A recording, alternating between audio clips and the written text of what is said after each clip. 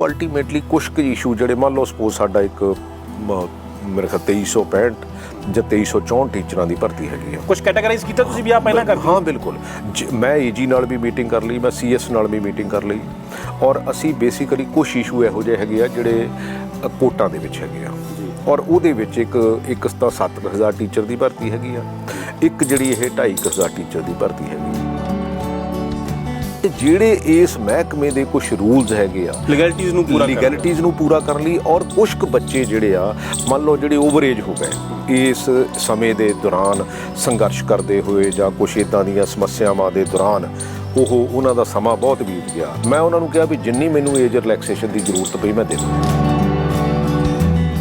ਸਭ ਤੋਂ ਇੰਪੋਰਟੈਂਟ ਜਿਹਦੀ ਸਭ ਤੋਂ ਵੱਧ ਮੈਨੂੰ ਨਿੱਜੀ ਤੌਰ 'ਤੇ ਬੜਾ ਫੀਡਬੈਕ ਆਇਆ, ਲੋਕਾਂ ਦੇ ਸਵਾਲ ਆਏ ਕਿ ਪ੍ਰਗਟ ਜੀ ਨਾਲ ਮੁਲਾਕਾਤ ਹੁੰਦੀ ਆ, ਲੋਕਾਂ ਨੂੰ ਇੱਕ ਆਸ ਵੀ ਜਾਗੀ ਹੈ ਤੁਹਾਡੇ ਕੋਲ ਮਹਿਕਮਾ ਆਇਆ ਤਾਂ ਉਹ ਕਹਿੰਦੇ ਆ ਕਿ ਜਿਹੜਾ ਟੈਟ ਦਾ ਰਿਵਾਈਜ਼ਡ ਟੈਸਟ ਹੋਇਆ ਸੀ 2011 ਦੇ ਅੰਦਰ, ਤੁਹਾਨੂੰ ਮੇਰੇ ਖਿਆਲ ਉਹ ਆ ਕੇ ਮਿਲੇ ਵੀ ਆ, ਬਹੁਤ ਵੱਡਾ ਮਸਲਾ ਹੈ ਪਰਿਵਾਰਾਂ ਦੇ ਨਾਲ ਉਹ ਇੱਥੇ ਮੁਹਾਲੀ ਬੈਠੇ ਰਹੇ। ਸੋਢੀ ਸਾਹਿਬ ਇੱਕ ਨਹੀਂ ਮਸਲਾ ਹੈਗਾ, ਦੇਖੋ ਪਿਛਲੇ ਇਹ ਮੇਰਾ ਖਿਆਲ ਹੈ ਵੀ ਜਦੋਂ ਦੀ ਆਊਟਸੋਰਸਿੰਗ ਹੋਈ ਆ 2005 ਤੋਂ ਔਨਵਰਡ ਗਵਰਨਮੈਂਟ ਨੇ ਆਊਟਸੋਰਸਿੰਗ ਸ਼ੁਰੂ ਕਰ ਦਿੱਤੀ, ਔਰ ਉਹਦੇ ਨਾਲ ਕੁਛ ਇਸ਼ੂ ਜਿਹੜੇ ਆ ਜਿੱਦਾਂ ਕੋਈ ਰਮਜ਼ਾ ਹੈਗਾ ਜਾਂ ਹੋਰ ਇੱਦਾਂ ਦੀ ਕੈਟਾਗਰੀਜ਼ ਹੈਗੀਆਂ, ਗਵਰਨਮੈਂਟ ਆਫ ਇੰਡੀਆ ਨੇ ਕੀ ਕੀਤਾ ਵੀ ਤੁਸੀਂ 2 ਸਾਲ ਲਈ ਆ ਰੱਖ ਲਓ ਜੀ। 2 ਸਾਲ ਉਹ ਚੱਲ ਪਿਆ। ਅੱਛਾ, ਸਰਕਾਰ ਨੇ ਕਿਹਾ ਵੀ ਯਾਰ ਸਾਨੂੰ ਪੈਸੇ ਤਾਂ ਦਿੱਲੀੋਂ ਆਉਂਦੇ ਹੈਗੇ ਆ ਤੇ ਅਸੀਂ ਇਹ ਟੀਚਰ ਰੱਖ ਲਈਏ ਜੀ, ਲੇਕਿਨ ਜਦੋਂ 2 ਸਾਲ ਦਿੱਲੀੋਂ ਬੰਦ ਹੋ ਗਏ ਉਹਦੇ ਤੋਂ ਬਾਅਦ ਉਹ ਯੂਨੀਅਨ ਬਣ ਗਈ ਜੀ, ਉਹਦੇ ਤੋਂ ਬਾਅਦ ਉਹਦੇ 'ਚ ਹੋਰ ਕੋਈ 25 ਦਿਗੀਆਂ ਆ ਗਈਆਂ, ਉਹਦੇ ਤੋਂ ਬਾਅਦ ਹੋਰ ਇੱਦਾਂ ਦੇ ਸੈਕਟਰ ਆ ਗਏ।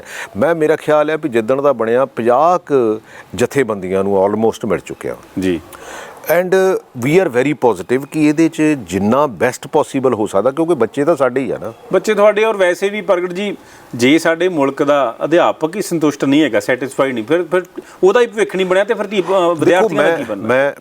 ਮੈਂ ਸੋਢੀ ਸਾਹਿਬ ਗੱਲ ਮੈਂ ਇਹ ਐਜੂਕੇਸ਼ਨ ਤੇ ਹਾਇਰ ਐਜੂਕੇਸ਼ਨ ਜਾਣ ਕੇ ਲਈ ਆ, ਇਟ ਇਜ਼ ਏ ਚੈਲੰਜ ਜੀ।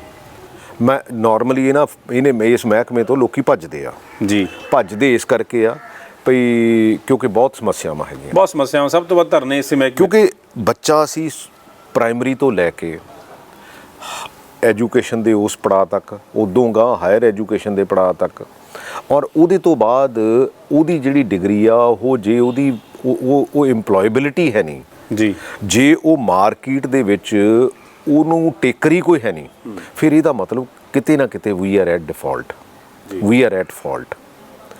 ਔਰ ਉਹਦੇ ਵਿੱਚ ਵੀ ਬੜੇ ਸੈਗਮੈਂਟ ਅਲੱਗ-ਅਲੱਗ ਹੈਗੇ ਆ, ਕਿਉਂਕਿ ਪ੍ਰਾਈਵੇਟ ਸੈਕਟਰ ਆ, ਔਰ ਉਹ ਕੁਛ ਇੰਸਟੀਟਿਊਸ਼ਨਸ ਹੈਗੀਆਂ ਜਿਹੜੀਆਂ ਚੈਰਿਟੀ ਕਰਦੀਆਂ ਸੀਗੀਆਂ ਐਜੂਕੇਸ਼ਨ ਨੂੰ, ਚਾਹੇ ਖਾਲਸਾ ਸੁਸਾਇਟੀ ਆ, ਚਾਹੇ DAV ਸੁਸਾਇਟੀਜ਼ ਆ, ਜਾਂ ਇਹ ਅਲੱਗ-ਅਲੱਗ ਜਿਹੜੇ ਅਦਾਰੇ ਹੈਗੇ ਆ ਜੀ, ਉਹਦੇ ਤੋਂ ਨਾਲ ਜਿਹੜੇ ਗਵਰਨਮੈਂਟ ਕਾਲਜਸ ਹੈਗੇ ਆ ਜੀ।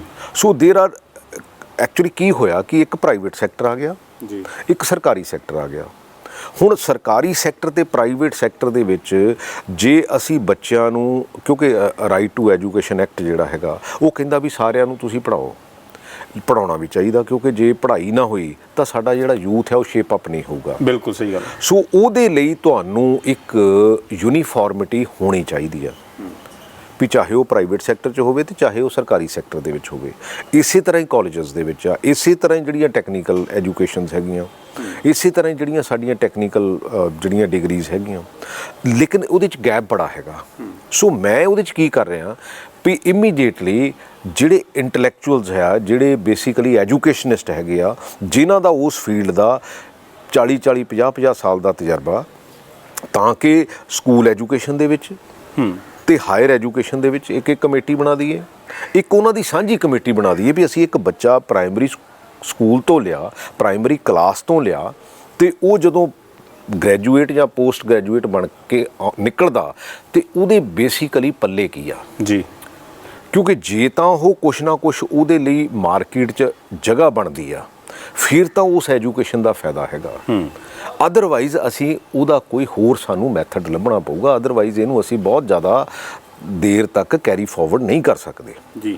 ਉਹ ਜਿਹੜੇ ਆ ਇੰਟਲੈਕਚੁਅਲਸ, ਉਹ ਐਜੂਕੇਸ਼ਨਿਸਟ, ਅਲਟੀਮੇਟਲੀ ਉਹ ਜੋ ਪਾਲਿਸੀ ਡਿਜ਼ਾਈਨ ਕਰਨਗੇ ਅਸੀਂ ਤਾਂ ਉਹਨੂੰ ਫੈਸਿਲੀਟੇਟ ਕਰਾਂਗੇ, ਮੈਂ being A politician and head of the that organisation ਔਰ ਏ ਮਿਨਿਸਟਰ, ਬਟ ਜਿਹੜੀ ਮੇਰੀ ਬਿਊਰੋਕ੍ਰੇਸੀ ਹੈਗੀ ਆ ਉਹ basically they will be facilitator.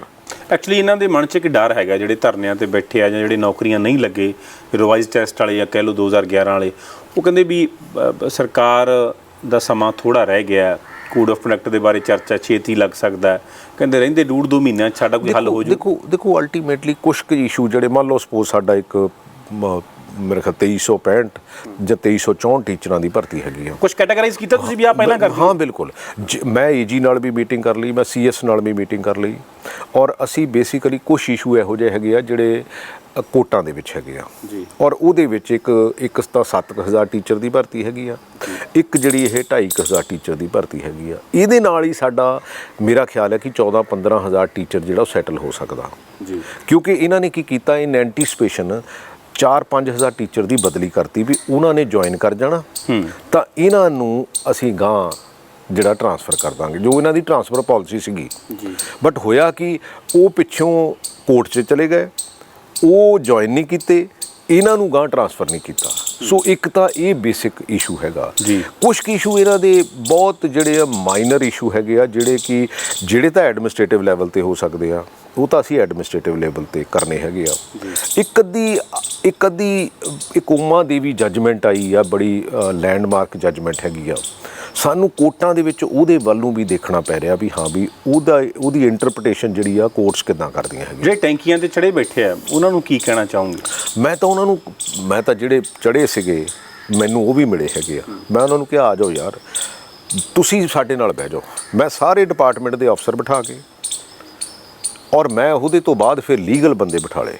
ਮੈਂ ਕਿਹਾ ਯਾਰ ਮੈਂ ਪੋਜ਼ਿਟਿਵ ਆ, ਜੋ ਵਿਦਨ ਪੈਰਾਮੀਟਰਸ। ਦੇਖੋ ਸੋਢੀ ਸਾਹਿਬ, ਇਹ ਤਾਂ ਨਹੀਂ ਹੋ ਸਕਦਾ ਵੀ ਆਪਾਂ ਕਹੀਏ ਵੀ ਹਾਂ ਵੀ ਜੇ ਕੋਈ ਕੁਆਲੀਫਾਈ ਨਹੀਂ ਕਰਦਾ ਜਾਂ ਕੋਈ ਦੂਜਾ ਨਹੀਂ ਹੈਗਾ, ਤੀਜਾ ਨਹੀਂ ਹੈਗਾ, ਉਹ ਇੱਕ ਪ੍ਰੋਬਲਮ ਹੈਗੀ ਆ। ਬਿਲਕੁਲ ਅਨਇੰਪਲੋਇਮੈਂਟ ਦੀ ਪ੍ਰੋਬਲਮ ਹੈਗੀ ਆ ਐਂਡ ਵੱਡੀ ਪ੍ਰੋਬਲਮ ਆ। ਬਟ ਜਿਹੜੇ ਇਸ ਮਹਿਕਮੇ ਦੇ ਕੁਝ ਰੂਲਸ ਹੈਗੇ ਆ ਲੀਗੈਲਿਟੀਜ਼ ਨੂੰ ਪੂਰਾ ਕਰਨ ਲਈ, ਔਰ ਕੁਝ ਕੁ ਬੱਚੇ ਜਿਹੜੇ ਆ ਮੰਨ ਲਓ ਜਿਹੜੇ ਓਵਰ ਏਜ ਹੋ ਗਏ ਇਸ ਸਮੇਂ ਦੇ ਦੌਰਾਨ ਸੰਘਰਸ਼ ਕਰਦੇ ਹੋਏ ਜਾਂ ਕੁਝ ਇੱਦਾਂ ਦੀਆਂ ਸਮੱਸਿਆਵਾਂ ਦੇ ਦੌਰਾਨ, ਉਹਨਾਂ ਦਾ ਸਮਾਂ ਬਹੁਤ ਬੀਤ ਗਿਆ। ਮੈਂ ਉਹਨਾਂ ਨੂੰ ਕਿਹਾ ਵੀ ਜਿੰਨੀ ਮੈਨੂੰ ਏਜ ਰਿਲੈਕਸੇਸ਼ਨ ਦੀ ਜ਼ਰੂਰਤ ਪਈ ਮੈਂ ਦੇ ਦੂੰਗਾ। ਜਿਹੜੇ ਪੈਰਾਮੀਟਰਸ ਐਡਮਿਨਿਸਟ੍ਰੇਟਿਵਲੀ ਹੋ ਸਕਦੇ ਆ, I am ready to do it, ਕਿਉਂਕਿ ਸਾਡੇ ਬੱਚੇ ਆ ਯਾਰ। ਕਿਉਂਕਿ ਜੇ ਅਸੀਂ ਦੇਖੋ ਅਲਟੀਮੇਟਲੀ ਐਜੂਕੇਸ਼ਨ ਇੱਕ ਇਹੋ ਜਿਹਾ ਫੀਲਡ ਹੈਗੀ ਆ, ਜੇ ਅਸੀਂ ਉਹਨੂੰ ਲੰਬੇ ਸਮੇਂ ਤਾਈਂ ਉਹਨੂੰ ਪ੍ਰੋਪਰਲੀ ਮੈਨੇਜ ਨਾ ਕੀਤਾ, ਉਹਨੂੰ ਆਰਗੇਨਾਈਜ਼ ਨਾ ਕੀਤਾ, ਇਹ ਬਿਲਕੁਲ ਸੈਕਟਰ ਫੇਲ ਹੋ ਜਾਊਗਾ। ਉਹਦੇ ਨਾਲ ਪੰਜਾਬ ਦਾ ਆਉਣ ਵਾਲੇ ਸਮੇਂ 'ਚ ਬਹੁਤ ਵੱਡਾ ਨੁਕਸਾਨ ਹੋਊਗਾ, ਜਿਹੜਾ ਅਸੀਂ ਕਦੀ ਸੋਚਿਆ ਨਹੀਂ ਹੋਊਗਾ। ਦੇਸ਼ ਦੁਨੀਆ ਦੀ ਹਰ ਵੱਡੀ ਖਬਰ ਨਾਲ ਜੁੜੇ ਰਹਿਣ ਲਈ ਸਾਡੇ YouTube ਚੈਨਲ ਨੂੰ ਸਬਸਕ੍ਰਾਈਬ ਕਰੋ। ਨਾਲ ਦੀ ਨਾਲ ਹਰ ਨਵੀਂ ਵੀਡੀਓ ਦੀ ਨੋਟੀਫਿਕੇਸ਼ਨ ਲਈ ਬੈਲ ਆਈਕਨ ਜ਼ਰੂਰ ਦਬਾਓ। ਜੇਕਰ ਤੁਸੀਂ ਇਹ ਵੀਡੀਓ Facebook ਤੇ ਦੇਖ ਰਹੇ ਹੋ ਤਾਂ ਇਸ ਨੂੰ ਲਾਈਕ ਜ਼ਰੂਰ ਕਰੋ ਔਰ ਜ਼ਿਆਦਾ ਤੋਂ ਜ਼ਿਆਦਾ ਸ਼ੇਅਰ ਵੀ ਕਰੋ। ਧੰਨਵਾਦ।